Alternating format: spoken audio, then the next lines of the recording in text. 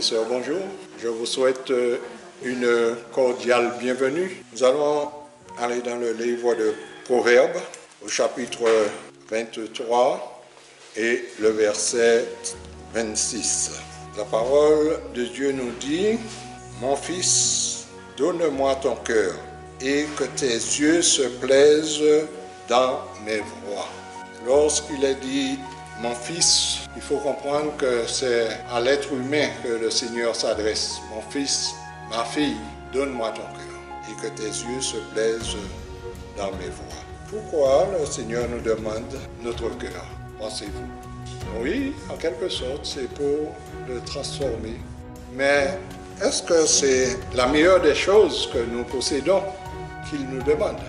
Dans le livre de Jérémie, nous allons faire parler la parole de Dieu au chapitre 17 et le verset 9. Écoutez ce que la parole dit. « Le cœur est comment? Tortueux par-dessus tout, il est méchant. Qui peut le connaître? » Puis le verset 10. « Moi, l'Éternel, j'éprouve les cœurs, je sonde les reins pour rendre à chacun selon ses voies, selon les fruits de ses œuvres. » Le Seigneur nous demande en ce matin quelque chose que nous avons en nous, mais qui est méchant, qui est tortueux. Lorsque quelque chose est tortueux, lorsque quelqu'un est tortueux, il fait tous les coups lui sont permis. Et c'est ce que le Seigneur nous demande en ce matin. Dans le livre Patriarches et Prophètes, à la page 666, il est dit « Le cœur de l'homme est trompeur plus que toute chose et incurablement mauvais. » Est-ce que vous avez ce cœur mauvais en vous? Est-ce que moi j'ai ce cœur mauvais en moi?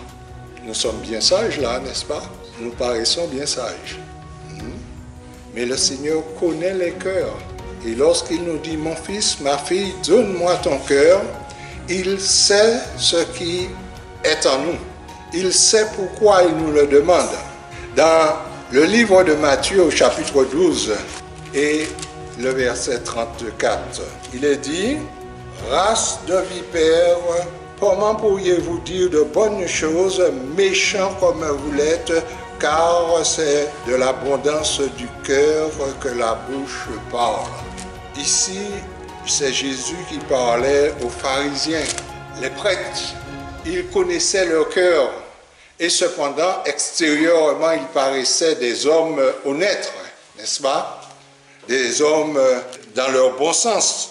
Mais Jésus leur dit, race de vipères, comment pourrez-vous dire de bonnes choses, méchants comme vous l'êtes? Car c'est de l'abondance du cœur que la bouche parle. Chapitre 15 de ce même livre et le verset 18. « Mais ce qui sort de la bouche vient du cœur et c'est ce qui souille l'homme. » Un autre passage, toujours dans le même livre de Matthieu au chapitre 6, Matthieu 6 et le verset 21. « Car là où est ton trésor, là aussi sera ton cœur. » Où se trouve notre trésor? Qu'est-ce qui peut représenter notre trésor ici-bas? Vous me direz, je n'ai pas d'argent, je n'ai pas d'or. Mais n'avons-nous pas un trésor? Notre trésor, c'est quoi? Ce qu'on aime le plus et qui nous empêche de faire la volonté de Dieu. C'est notre trésor. Et il est dit que là où est ton trésor, là aussi sera ton cœur. Où se trouve notre cœur en ce matin? Où se trouve moi qui vous parle? Où se trouve mon cœur en ce matin? Est-ce du côté du Seigneur? Au chapitre 6, toujours au verset 33, il nous est conseillé ceci. « Cherchez premièrement le royaume de Dieu et sa justice, et toutes ces choses vous seront données par-dessus tout. » C'est là que devrait être notre trésor. Et avoir le royaume de Dieu et sa justice. Et alors, nous aurions un trésor. Mais le trésor serait où? Le trésor serait dans le ciel. Frères et sœurs, nous sommes rassemblés. Nous sommes, chacun de nous, nous avons nos difficultés, nous avons nos problèmes, nous avons nos préoccupations. Mais le Seigneur nous appelle maintenant, ce matin, et dit, mon fils, ma fille, donne-moi ton cœur. À travers tes difficultés, à travers tes déboires, mon fils, ma fille, donne-moi ton cœur. Et si le Seigneur nous demande notre cœur, il nous explique que le cœur que nous avons est foncièrement méchant, tortueux. Et c'est ce qu'il veut. C'est ce qu'il veut. Pourquoi veut-il cela? C'est parce que nous-mêmes, nous ne connaissons pas notre cœur, l'état de notre cœur. Mais lui, il connaît les cœurs et il sonde les cœurs. Il est dit en quelque part que vous m'honorez des lèvres, mais le cœur est éloigné de moi. Nous nous trouvons bien ensemble, n'est-ce pas? Mais est-ce que Jésus a sa place au fond de notre cœur? J'aurai le temps de revenir sur la position du cœur, ce qui se trouve dans le cœur dans une autre occasion. Aujourd'hui, nous allons parler d'une manière générale du cœur. Mais dans le cœur, il se trouve beaucoup de choses. Et le Seigneur veut que nous puissions lui donner ce cœur méchant que nous avons, afin que lui, il puisse transformer ce cœur et que ce cœur puisse aller à sa recherche. Que ce cœur qu'il puisse avoir une place dans notre cœur à chacun de nous. Paul, de ce côté, nous invite à offrir notre corps comme un sacrifice. Et dans Romains chapitre 12, le verset 1, il est dit, « Je vous exhorte donc, frères, par les compassions de Dieu, à offrir votre corps comme un sacrifice vivant, saint, agréable à Dieu, ce qui sera de votre part un culte raisonnable. » Mais si nous n'avons pas donné notre cœur au Seigneur, comment pourrions-nous lui donner le corps? C'est impossible. Il faut que le cœur appartienne d'abord au Seigneur pour que nous puissions lui donner notre cœur. Et dans le livre de 1 Corinthiens, au chapitre 13, le verset 3, et là, ce même apôtre nous dit, quand je distribuerai tous mes biens pour la nourriture des pauvres, quand je livrerai mon corps pour être brûlé, si je n'ai pas la charité, je ne sers à rien. Si je n'ai pas l'amour de Christ en moi, je pourrais faire tout ce que je veux, donner tout ce que je veux, tout ce que j'ai, et offrir mon corps pour être brûlé. Il nous dit, tout cela ne sert de rien. Nous allons faire toutes ces choses, mais sans Christ, sans l'amour de Christ. Dans un petit livre, un très vieux livre, je ne sais pas si vous connaissez ce petit livre-là. Le cœur de l'homme. C'est un très vieux livre. C'est un auteur qui a imagé en quelque sorte et qui définit le cœur de l'homme. Il y en a des images pour voir l'état du cœur lorsque le cœur n'appartient pas au Seigneur et ce qui se trouve dans le cœur et l'état du cœur lorsque le cœur appartient au Seigneur. Dans ce petit livre, il est dit ceci à la page 16. « Chers lecteurs, permettez à Jésus qui est la lumière du monde d'entrer dans ton cœur afin que celui-ci soit débarrassé des ténèbres et de leurs œuvres. » Ici, il nous a dit de permettre à Jésus de demeurer dans notre cœur. Jésus est la lumière du monde et lorsque Jésus prend possession du cœur, eh bien, il éclaire et la lumière, comme le diable ne peut rester que dans les ténèbres, eh bien, avec la lumière de Christ, il chassera tout ce qui est du diable en nous. Un peu plus loin, il est dit, ton cœur est destiné à être le temple de Dieu, sa maison. Il désire y habiter, l'embellir, le remplir de sa lumière, de son amour, de sa joie. Jésus n'est pas venu seulement pour nous pardonner nos péchés, mais il est venu pour nous libérer de la puissance et de la domination du péché. Si donc le Fils vous a franchi, vous serez réellement libre.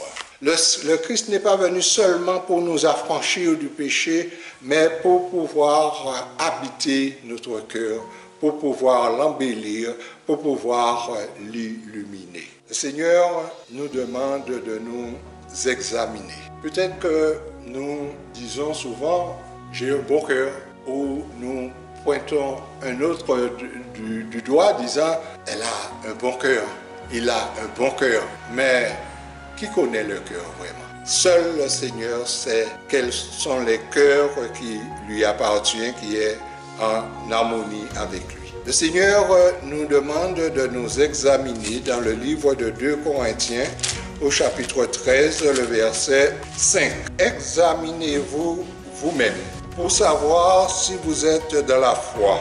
Éprouvez-vous vous-même. Ne connaissez-vous pas que Jésus-Christ est en vous, à moins peut-être que vous ne soyez réprouvés. Le Seigneur ici nous demande de nous faire examiner. Il nous demande de nous examiner nous-mêmes, pas de nous faire examiner. Pour quoi faire? Pour savoir si vous êtes dans la foi. Et il dit, éprouvez-vous vous-même. Ne reconnaissez-vous pas que Jésus-Christ est en vous? Alors c'est la question, nous avons marché, dit-on, avec Jésus depuis 20 ans, 50 ans, 60 ans. Nous avons connu l'Évangile pour les plus récents 10 ans, 5 ans. Et aujourd'hui, le Seigneur nous demande de nous éprouver pour savoir si Christ est en nous. Qu'est-ce que cela veut dire? Nous pouvons marcher depuis ce temps-là avec Jésus sans qu'il soit vraiment en nous? Oui, tout en prétendant que nous sommes enfants de Dieu. Et aujourd'hui, le Seigneur nous demande de nous examiner pour savoir si le Christ habite en nous. Nous avons toujours dit, nous avons toujours revendiqué que nous sommes enfants de Dieu. Nous l'avons dit souvent, bien haut, bien fort. Mais aujourd'hui, le Seigneur nous demande de nous examiner pour savoir si Christ est en nous. Dans Galates, au chapitre 6, le verset 3, il est dit, si quelqu'un pense être quelque chose, qu'il ne soit rien, il s'abuse lui-même. Si nous nous examinons, et lorsqu'il nous a dit de nous examiner, frères et sœurs, nous pouvons nous examiner aujourd'hui et voir que Christ est en nous, et puis nous disons c'est bon. Mais non, c'est chaque jour que nous devons nous examiner. Chaque jour, nous devons nous examiner. Parce que, comme il est dit, souvent nous croyons que nous sommes quelqu'un, nous sommes bien devant le Seigneur. Mais en réalité, le cœur est très éloigné de lui. Et celui qui est en nous, c'est qui siège au trône de notre cœur, c'est qui? Eh bien oui, c'est l'ennemi, sans même que nous le sachions. Dans l'esprit de prophétie, j'ai lu un passage où il est dit que lorsque Satan prend possession de quelqu'un, de dirigeant, d'un membre quelconque, eh bien, il ne l'empêche pas d'aller à l'église, il ne l'empêche pas de prêcher, mais il le maintient dans une situation de perdition que lui-même, il ne se rend pas compte, jusqu'au moment où la porte de la grâce sera fermée. C'est pourquoi le Seigneur nous dit de nous examiner chaque instant, parce qu'il faut savoir que, frères et sœurs, nous avons quelque chose à perdre et quelque chose à gagner. Qu'est-ce que nous avons à gagner? Eh bien oui. Et qu'est-ce que nous avons à perdre? Si nous avons à gagner quelque chose, c'est le ciel, bien entendu. La grâce de Dieu, voir Jésus revenir et être avec lui. Mais nous avons à perdre la terre et tout ce qu'il renferme. Et l'enfer, bien entendu. Nous avons un ciel à gagner, un enfer à éviter, en quelque sorte. Donc, le Seigneur nous demande de nous examiner. Et chaque jour, il nous a dit, priez sans cesse. savez que le diable a peur de la prière? Vous savez ça? Mais qui est-ce qui a plus peur de la prière que le diable? Ah voilà, elle a la réponse. Nous avons plus peur de la prière que le diable. Le diable nous occupe pour que nous ne puissions pas trouver le temps pour prier le Seigneur. Nous allons passer du temps sur notre portable. Nous allons passer du temps à la télé. Nous allons passer du temps à parler avec les gens de toutes sortes de choses. Mais nous n'allons pas trouver le temps pour la prière. Ou alors, lorsque nous allons arriver au moment de la prière, nous sommes tellement fatigués que nous n'avons pas la disponibilité dont nous devrions avoir pour prier le Seigneur et nous lui donnons un reste, ce qui reste, en quelque sorte. Donc, frères et sœurs, c'est pourquoi il est dit prier sans cesse. Et nous vivons une période, frères et sœurs, où je dirais que le chrétien devrait marcher à genoux. Prier sans cesse. Cela ne veut pas dire qu'il faille se mettre à genoux à chaque fois, mais dans tout ce que nous faisons, nous devrions avoir une pensée connectée au ciel, connectée à Jésus. C'est le Seigneur qui nous a permis de nous réveiller ce matin. Lorsque nous dormions hier soir, nous savions quelque chose qui s'est passé la nuit, non? À moins que nous n'avions pas sommeil et puis nous avions entendu la pluie.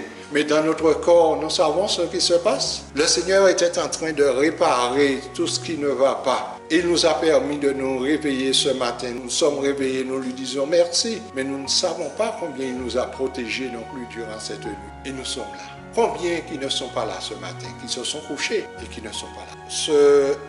La semaine dernière, j'ai été à l'enterrement du fils d'une sœur. C'était un jeune garçon, je l'ai connu au temple. Finalement, il a mené sa vie. Il avait 56 ans et il a été faire une opération à l'hôpital, je crois de la colonne, quelque chose comme ça. On a découvert qu'il avait quelque chose d'autre.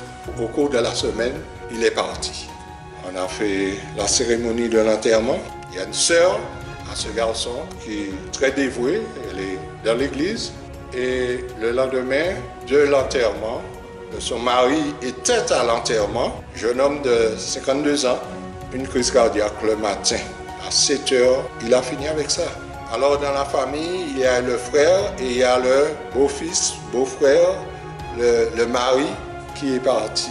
En un instant, en un clin d'œil. Vous voyez comment nous sommes fragiles, frères et sœurs? Si c'est qui occupait leur cœur au moment de leur départ? Qui va réclamer leur corps? Ce sont des questions que nous pouvons nous poser. Donc, frères et sœurs, nous sommes fragiles, si fragiles que nous croyons quelque chose, nous croyons à l'abri de ça peut arriver aux autres, mais pas à nous. Donc, lorsque le Seigneur épargne ses enfants, le Seigneur prend soin de ses enfants, nous devons être reconnaissants de notre côté pour remercier le Seigneur, pour le prier et accepter d'être en relation avec lui à tout moment.